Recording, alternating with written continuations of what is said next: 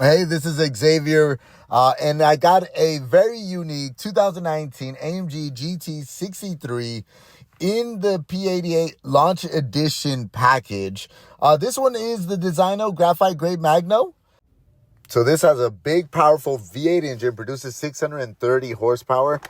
This one is equipped with the 21-inch AMG forged cross-spoke wheels with black accents. It does have the night package, and it's also equipped with the AMG aerodynamics package, which is a part of this launch edition package. It does have it standard. You can see the body kits, and it changes the spoiler. Beautiful spoiler on this car. It is fixed because of its high performance nature. It does not adapt or go down like the lower AMG GT63s.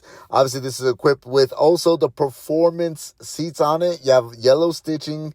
Again, these seats are designed for maximum sport driving.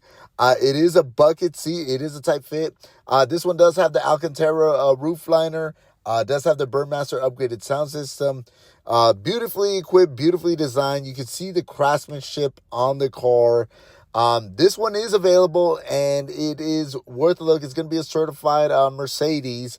So if you're interested on this one, this is a unique build. Feel free to reach out to me. Any information I can provide, I'm glad to do it. But thank you for watching.